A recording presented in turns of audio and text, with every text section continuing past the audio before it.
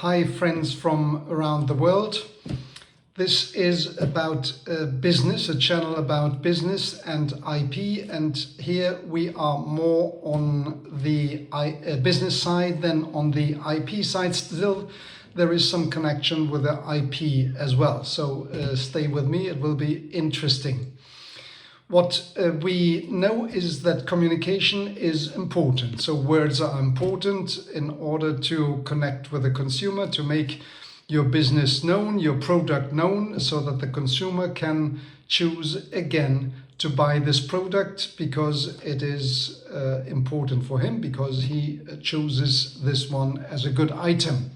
So you have a trademark and you communicate with him the good things it has, and the consumer eventually will buy it again. So this is how intellectual property and communication with the consumers work. Now let us see what it is based upon. It is based on words. Communication is based on words. But have you noticed that over time, over the last 10, 15 years, words have become a bit less meaningful? That, gender, what was clear before, we had XX and XY, so binary genders. Now it is a kind of social construct. A nation can be discussed as existing or non-existing, or subject to definition. Well, this is important, I think, because if you want to communicate a clear message to the consumer, the word that you're using must have a clear message, must have a meaning, must have been clear to the consumer. And this is being made a bit difficult. So this is in everyday's language, so to say, gender, etc. And war is, we're waging a war against Ukraine, pulling in and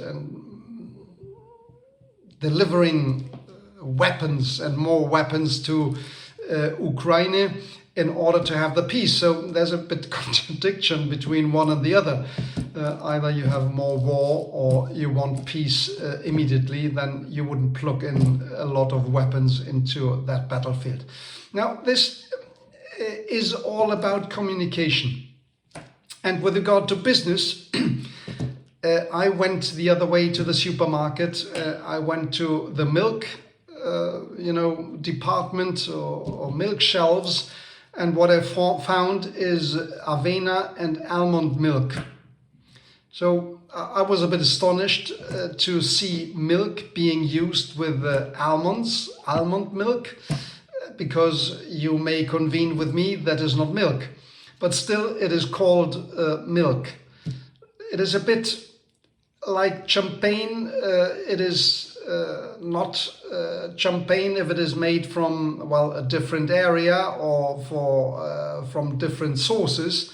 But still, we will say generically milk to almond milk. So milk is being used in order to determine a product which is not milk. So almond has no dairy products in it, although it is, I may concede, it is white and is as liquid as milk probably, but it is not milk. It is almond with water, and that's it. And it gives the white color due to the almond ingredient, and that's it. Now, it has been swallowed by the consumer that it is milk. It is right where the shelves, where the milk shelves are. So I'm not, I clearly may imagine that the consumer knows that almond milk is not milk, but I'm also convinced that it is in the milk shelves. It is very close to milk, and it has the visual appearance of milk, and it is called milk, that the consumer go in the line. Well, it's a kind of substitute of milk, and it has similar taste or similar use, so I can use this as a substitute of milk. And the word being used, milk, well, it has some importance with regard to that. Now that is probably gone, so I have seen this on the shelf since some time now, and the battle probably is lost if you want to start a battle now and prohibit milk with regard to almond, soup or almond juice or whatever you want to call it, if you want to use the words as we used them some years ago. Now, what about meat? And this is about a battle which probably starts now.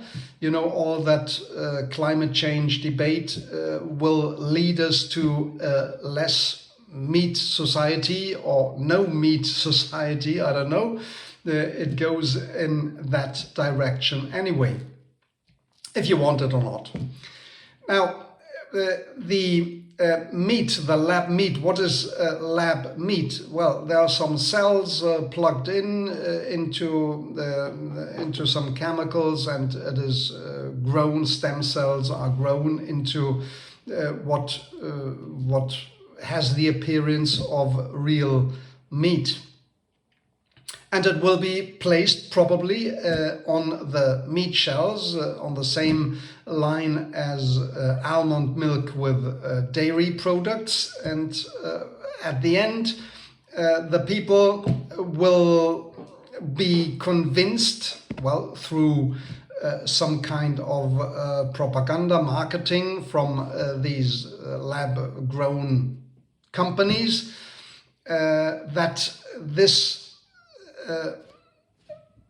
meat has a kind of advantage with regard to traditional meat because it has the same quality, but it doesn't require the killing of billions of cattle from around the world, and is good for the climate, and it is much better than the traditional meat. But is it really meat? Well, probably it is rather, if you look into it, how it is grown, not how it is sold, but how it is grown, how it is made, with what kind of ingredients this is being made, then you may change your mind. For me, I've seen this, I've studied this a bit in detail, and I must say what I have seen is rather a pharmaceutical product than a meat, what I would call meat. It may have, to a certain degree, the same protein as a product. It may have also the same taste. I don't know. I've never tasted it. But is that meat? I think it is a bit the same with the almond milk and the dairy product as milk. I would rather say is a cultivated meat, or you can have some slight nuances with traditional meat and cultivated meat, or prepared meat, or whatever you will accompany it, the word meat with. It is still the meat which will stick to the mind, and it is still offered on the shelves together with meat, and we will have the same problem with the almond milk. Now, is a battle which is about to start, and the traditional meat industry, if you're working in that as a lawyer for that industry, then you will be good advice probably, and start thinking, how can you lobby together with the local administrations in order to have this being labeled as something as it is? As I say, that maybe the pharmaceutical product is better. So 3D meat, that is something which is still in the way of being developed, but you can imagine how 3D meat will work in order to be produced. So there are layers and layers and layers of things which are put one on the other in order to make you a good steak, a T-bone steak or whatever you want to meat. You love meat. So it is on the fringe of intellectual property, but it is still a kind of a generic term. What we have a traditional term for thousands of years, what was meat, and now it is called meat, but it will be something completely different. Do we want to go that way? Do we want to make the words an empty shell and have the consumer confused about what the word really means, what a concrete word really means?